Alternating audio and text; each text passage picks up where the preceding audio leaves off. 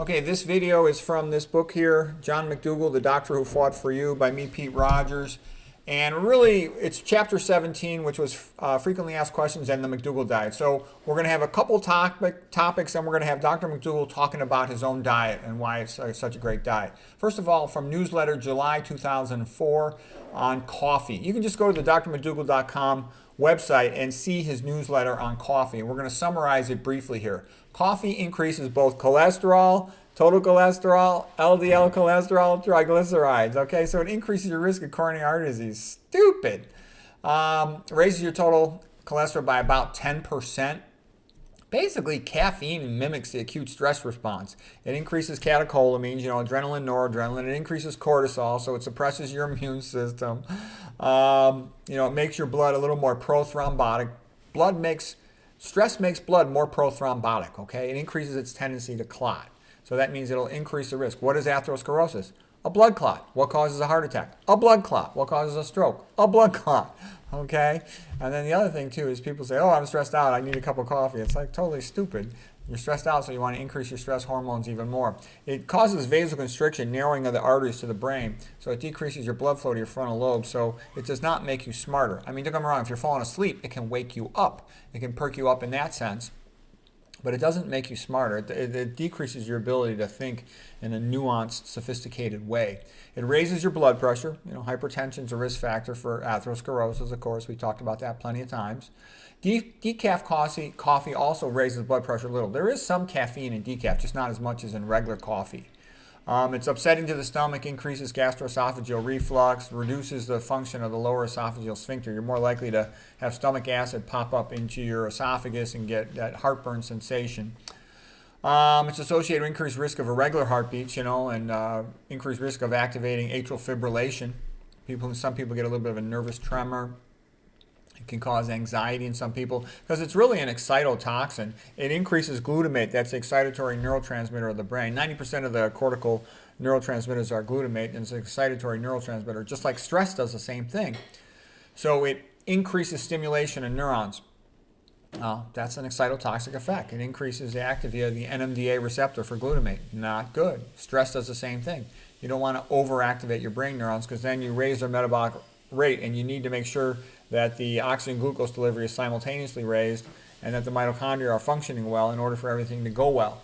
So what I'm basically saying is you don't want to be doing this on a routine basis. It's stupid. And then other people say, well, I heard, Matthew Shepard, the big, great, world famous sleep expert saying that it's okay to have a couple cups of coffee every day. And the reason I'm going to say he did that is because he has to. You have to understand, for most of these guys on the internet, it's a business, okay? If he does not say coffee is good, he will not be invited to talk about sleep on the Bro Science channels, okay? You ever notice I'm not invited to the Bro Science channel? Because I tell you the truth, okay? I just do this as a hobby, so I'm just going to tell you the truth. All right, and you'll see other famous nutrition people that will also tell you, oh, coffee is such a wonderful thing. Notice that they will get invited to Bro Science or to a medical school, but I will not. That's because I'm telling you the truth, okay? Somebody needs to do the right thing and tell you the truth. That's what I'm going to do, okay? They're going to have to crucify me upside down to get me to stop doing this, okay? I'm going to tell you the truth, and you can take it or leave it, okay? Okay, and just like look at those phony plant chompers, Viva Longevity, they call themselves now. He won't invite me because he doesn't want the truth told to the public, okay? I'll tell you the truth about whatever I can, all right? I want you to learn. I want to try to help the pros, okay?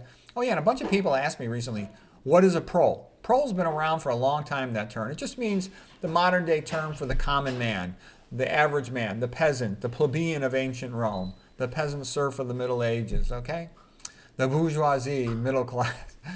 All right, what else can we say about coffee? Like I said, it's a vasoconstrictor to the brain. It's a brain excitotoxin. It mimics acute stress. I would recommend avoiding it, and it decreases sleep. Okay, Dr. McDougall's newsletter 2012. Should people avoid physical exams? And he says, yes, they should. The Nordic Cochrane Center, they do a lot of systematic reviews on topics. They used to have some really good people, like Peter Gochke. And they found that the general health physical exam did not reduce morbidity or mortality, but the number of new diagnoses was increased. Yeah, you don't want to have some doctor poking you around unless there's a very good reason.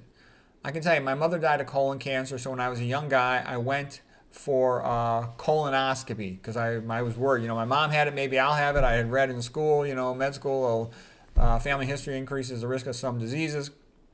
And the reason I share this with you is because the gastroenterologist did a physical exam on me before he was going to do my colonoscopy. And he's feeling my thyroid, he's palpating my armpits, he's doing like a million different things. And I'm like, what the heck is this guy doing?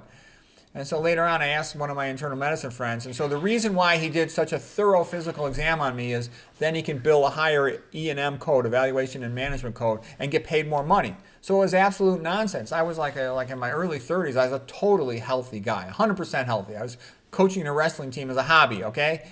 And he's doing this, extraordinary physical exam like, on a 90-year-old on me for no reason except he wants to bill for more money. And the reason that's a dangerous thing, what if he thinks he feels something in my neck? All of a sudden I'll get sent for a thyroid scan or some other BS. What if he thinks he feels the edge of my liver or my spleen or my aorta or something? I'll get sent for some other BS that I don't need. So I'm telling you, you don't want somebody poking around on you unless there's a good reason. Okay, Dr. McDougall newsletter, February 2005, popular diets. In the short term, at 1 year follow-up, most diets will lead to weight loss and often reduce several cardiac risk factors. But in the long run, it's a different story. Yeah, there's something called the Hawthorne effect, whereby just when you study a population, they start paying more attention to the details, and they do better than expected just because of that increased attention to detail. But what really matters is it sustainable long-term for life? Okay, so Dr. McDougall says, Dean Ornish said his low-fat, near-vegetarian diet was scientifically shown to reverse atherosclerosis, decrease angina, chest pain, bring about permanent weight loss, 5 years or longer, and reduce cardiac events, like heart attacks, 2.5 times.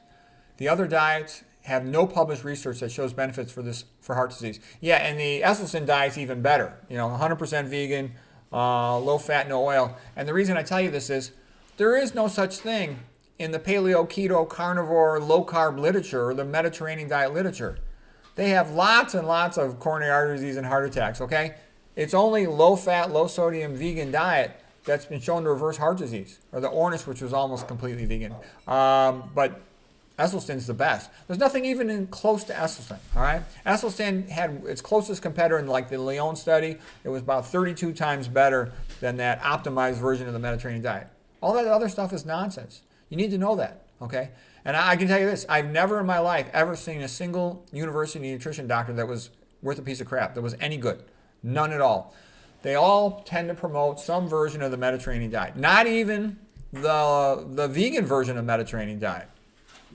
So they're not even as good as the high-fat phonies, okay? So they're a joke.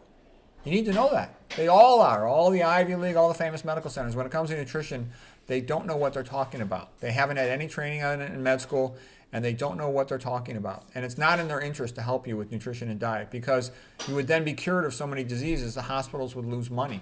I don't expect that conventional medicine will ever teach, the low-fat vegan diet because it's not. They have a conflict of interest to do so.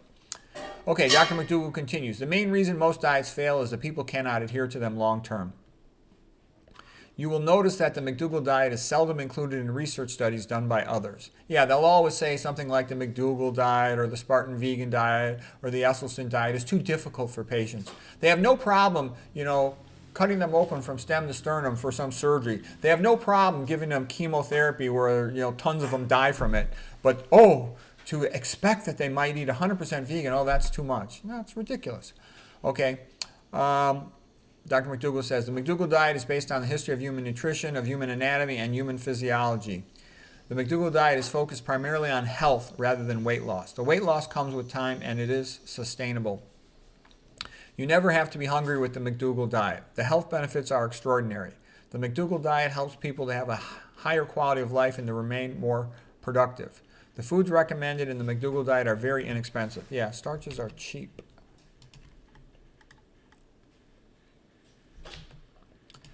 People save time and money by avoiding medications, doctors, and hospitals. There are clear rules with distinct boundaries that are easier to follow than moderation, which distinguishes the McDougall diet from other diets. Yeah, he's right about that. If you notice, like a lot of people, including a lot of the high-fat phonies, they'll always say, well, you should try to reduce oil, try to minimize oil. No, you should never have oil again. It's like a smoker. McDougall said, you don't tell a smoker to cut down or to just only smoke on the weekend. You tell them you don't smoke anymore. with an alcoholic. You don't tell them to cut down or only drink on the weekends. You tell them you don't drink anymore. The same thing with animal foods. You don't eat animal foods anymore. They really are bad for your health. I've made separate lectures where I compare animal foods to plant foods. Trust me, they're really bad for your health, and they're even worse than what I say in my lectures because I don't have enough time to say everything. And the more I read about them, I'm reading about kidney failure now. The worst thing you could do if you have a kidney problem is be eating animal foods. Okay, so yeah, having these clear-cut rules, and Esselstyn's good about it too. No oil, not one drop. McDougall says the same thing. That's what you want to do. So here's some research on the McDougall diet for a 7-day program, following 1,703 patients that ate the McDougall diet for 7 days with an unrestricted amount of food. You don't have to count calories or limit calories at all.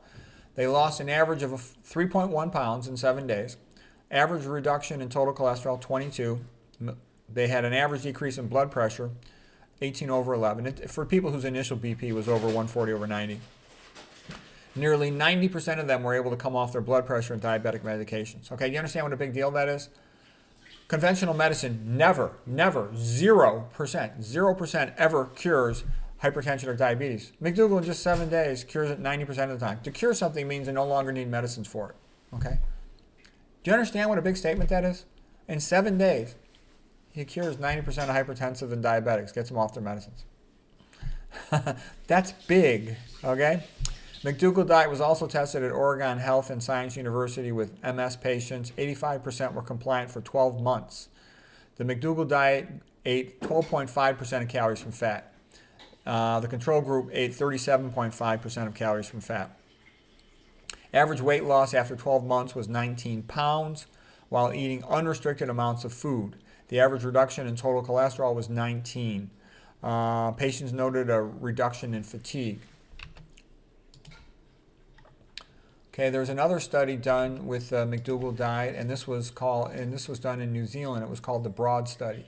1 year of community-based setting in New Zealand with 65 participants aged 35 to 79. Their average weight loss in 1 year was 25 pounds while eating an unrestricted amount of food. They were not told to exercise, but they could exercise if they wanted. Medication usage decreased by an average of 29%. Average total cholesterol reduction was 21 milligrams per deciliter. Reference right here is the paper, the Broad Study. Okay. Dr. McDougall, he says, you can expect these great results. He's shown numerous patients who lost large amount of weight and improved their health. So what I'm also saying is that's an extraordinary statement. This isn't like the typical TV commercials say, well, not all patients get these results. McDougall says, yeah, this is what they get. This is all patients, should expect improvement. Almost every single one of them. Yeah, maybe there's some exception here and there, but the point is it works for almost everybody, okay? Carl Lewis, the world champion sprinter and long jumper, had great success while eating the McDougall diet. You can look it up here if you want. Runner's World, August 1992. Dr. McDougall, our body responds to sugar with the output of more energy for exercise. Yeah, you tend to burn it, unlike fat, which you tend to store. Okay, Dr. McDougall continues. If you don't take estrogen replacement therapy, then fibroids usually disappear after menopause. The Western diet leads to an early age of onset for puberty in girls, about age 12 instead of age 16. And then it delays the onset of menopause a couple of years to about age 52 instead of age 48. And this increases the risk of fibrocystic breast disease, of breast cancer, of abnormal uterine bleeding, of fibroids, also endometrial cancer. So the prolonged estrogen stimulation wreaks havoc on the female reproductive system. Yeah, and they get a lot of symptomatic postmenopausal stuff like hot flashes, whereas you don't see that in the Asian women who have eaten plant-based diets most of their life. Nathan Pritikin pointed out decades ago that America was eating way too much fat. Pritikin said the best way to classify diets was based on the amount of fat. I've also heard Dr. McDougall say the number one biggest toxin in the Western diet is the excessive amount of fat. Diets that are usually high in fat. Diets are usually high in fat or they're high in carbohydrates. Okay, so when you eat animal foods tend to be very high in both fat and protein. They usually have no carbohydrate other than milk. A typical animal fat would be like salmon food. Animal food is like salmon, 50% protein, 50% fat. And those are terrible foods. Okay, fish is super acidic. It's terrible. Got a lot of fat as well. Lots of other pollutants in fish too, it's bad. Okay, so Dr. McDougall continues, the human body has over 60,000 miles of artery. Atherosclerosis doesn't just occur in the heart. The high-fat diets are causing atherosclerosis throughout the arterial system. Pritikin described the problems from a high-fat diet as lipotoxicity. Blockage of an artery in the heart is a heart attack. Blockage of an artery in the brain is a stroke. Blockage of arteries in the kidney causes kidney failure. Blockage of arteries in the Johnson causes impotence. That's the most common cause. Macular degeneration is the most common cause of blindness in adults. Macular degeneration is related to atherosclerosis, blockage of the arteries in the eye. Okay, and then here's one of his references on macular degeneration.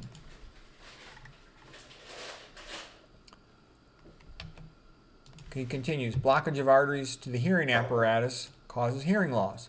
Blockage of arteries to the foot causes gangrene. Blockage of arteries to the spine causes disc degeneration. Oh, this is sort of my words in here. Blockage of arteries to the gut causes bowel infarction. So anyways, I'm saying is, Pritikin was on the right track. Pritikin was a genius, and he was talking about when you cause blood sludge, you're diminishing oxygen delivery to every tissue in your body. That's why you want to eat low-fat diets if you're trying to heal something, so you get better oxygen delivery to the tissues. Okay, high-fat diets also paralyze the immune system. There's a lady named Lydia Lynch. She has a real good lecture on that. She's a PhD from Harvard. I think she just went to Princeton. The website was Immunotalks, Global Immunotalks. Okay, let's see. Dr. McDougall continues, when you eat a low-fat, starch-based vegan diet to prevent atherosclerosis of the heart, you are also helping to prevent atherosclerosis everywhere else in your body. Another thing to be pointed out is the glycemic index is quite overrated. Blood sugar is supposed to go up after you eat. Dr. McDougall says this all the time. Blood sugar is supposed to go up after you eat. For example, a boiled potato is a very healthy food, and it has a glycemic index of 101. Fructose has a glycemic index of only 20, but it tends to cause fatty liver and elevate blood triglycerides, so that's not so good. It's normal after eating a starch for your blood glucose to go up to around 140 to 150. Okay, if you want to see more detailed discussion of glycemic index, you can please see Dr. McDougall's newsletter from July 2006 called Glycemic Index is Not Ready for Prime Time. Okay, the real question with the treatment is whether or not it provides a benefit, or cures the patient, or helps you to live longer. One thing to watch out for is when you see a lot of industry-sponsored research or products, they're going to talk about relative risk rather than absolute risk. You really want to try to know absolute risk. Relative risk estimates can greatly exaggerate the benefits of a drug. All they have to do is compare it to a lousy drug or to a lousy treatment or a placebo, and they can make the drug seem great by comparison. However, in some cases, the drug has very little or even almost no absolute risk benefit. Something that benefits about 1 out of 1,000 patients for the condition treatment, but has potential side effects in almost all of them. So I would also warn you, watch out when you see these drug studies where they studied, 3,000 patients. The reason why they're doing it with 3,000 patients is because there's so little benefit from the drug, they have to get big numbers in order to tweak, a fake little benefit. Here Dr. McDougall mentions Fosamax. He said Fosamax is proclaimed to have a 50% relative risk reduction for fractures, but the actual absolute risk reduction is only 1.7%. And Fosamax has many potential side effects that a person can't lay down after they eat. It can cause severe bone pain. It delays fracture healing, and at 7 years, one might have increased risk for fracture and even get jawbone necrosis. Okay, that's a lot of side effects. Okay, the Bantu women who had hardly any calcium intake and had 10 kids, they don't have a problem with fractures.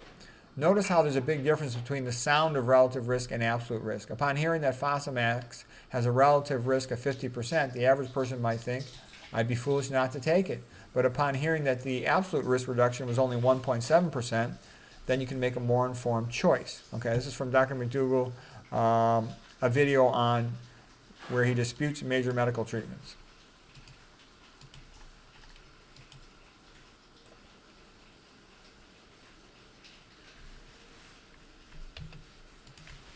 Okay, Dr. McDougall's 2009 newsletter, Real Healthcare Reform has health as the primary goal. In 1986, shortly after starting my 12-day live-in program at St. Helena Hospital, I had several meetings with representatives from major medical insurance companies with the intention of having my treatment called the McDougall Program paid for by the patient's insurance.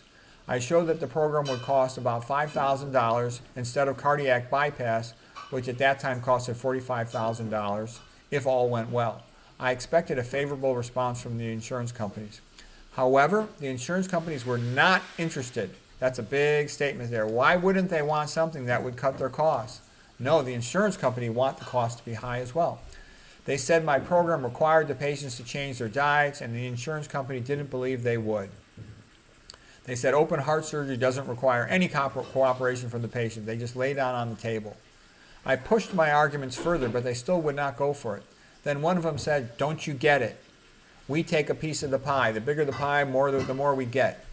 In 1978, the day after my graduation from internal medicine residency at the University of Hawaii, I told my former boss that 80% of the disease I care for is caused by the rich Western diet, and that most of this sickness could be greatly benefited or cured with a change to a starch-based diet. His disgruntled look on his face made me think that he would have torn up my diploma if he had a chance. My former boss told me, "Look, John, I like you and your family, but I'm concerned that you will starve to death with your crazy ideas about food. All you will collect for patients is a bunch of bums and hippies."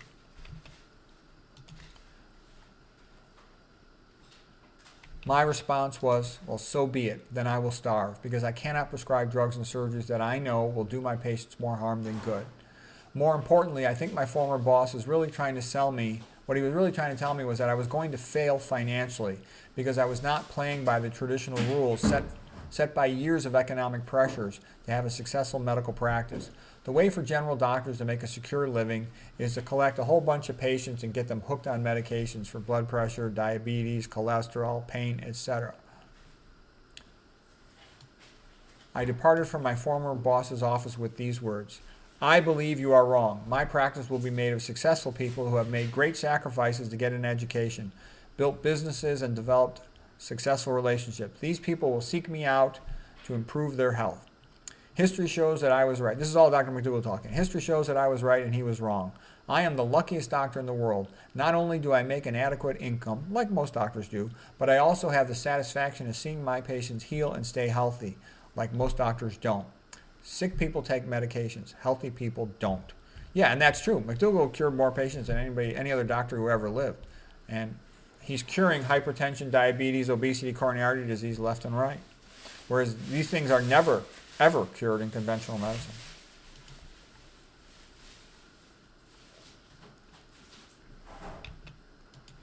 Okay, so the point of all that was the insurance companies are in on it. That's why it could never be fixed. That's why I always laugh when somebody comes along and says healthcare reform. Yeah, right, you idiot. You don't even know what you're talking about. And if you do know what you're talking about, then you're a liar and a BS artist. Because you can't, if the insurance companies and the drug companies are making $1 billion, you think they're going to allow anything to change? The only thing they're going to change is they're going to reduce the cost of the provider. That's why they're replacing internal medicine, family practice doctors with nurse practitioners, because then they pay the nurse practitioner less, but they still get their drug money. In the future, they're going to use artificial intelligence and probably with an RN or a pharmacist, so they'll still get their drug money, but the provider will be paid less. That's the purpose of it. You're going to find it almost never has anything to do with improving patient care. Only chumps believe that. Okay, Dr. Lundberg made some statements. He was a former editor of JAMA. Dr. Lundberg said, "I believe there are still many ethical and professional American physicians and many intelligent American patients who are capable of, in an alliance of patients and physicians, of doing the right things. Academic medical centers should take the lead rather than continuing to teach new doctors to take the money and run." Yeah, right. All the academic medical centers, they want money, okay? Money talks. BS walks. The pros have no money. Money comes from drug companies and it comes from insurance companies. The pros don't have enough money, so nobody takes them seriously. Everybody says they take them seriously, but you go to hospital meetings at any Western hospital, they will talk about productivity and efficiency. They will never, I've never heard a place talk about outcomes. If they talked about outcomes, somebody would come in with the low-fat vegan diet and get the best results and change everything. Okay, then Dr. McDougall added, number 1, require all doctors and dietitians to teach a starch-based diet. Number 2, earnestly promote clean habits and exercise. Number 3, make baby formula by prescription only. Number 4, outlaw the sale of oral diabetic medications. Of all oral diabetic medications. Number 5, treat elevated blood pressure only if sustained for months at over 160 over 100. And use chlorothalidone to bring it down only to 140/90. Okay, that's what Dr. McDougall thinks is necessary for healthcare reform. I'm a little bit stronger on this subject. Okay, Dr. McDougall had a big business, so he can't offend people. I can offend people because I don't have a business. All right, I just do this as a hobby. And what I'm going to tell you is, you can't get around it. You have to have a Bible-based worldview. You have to say man is created in the image of God and therefore part divine. Therefore, he is entitled to our best effort, regardless of the cost. Okay, as Jesus Christus said, that which you do to the least of my brethren, you do unto me. Okay, you have to go by that, because unless you go by that, like the way a parent loves a child, there's always going to be a ton of money, and people are always going to go for the money unless they have that strong of a commitment. So that's why I think all this healthcare reform and new technology is really, for the most part, kind of a big joke. Okay, so that concludes that chapter. I hope that was helpful.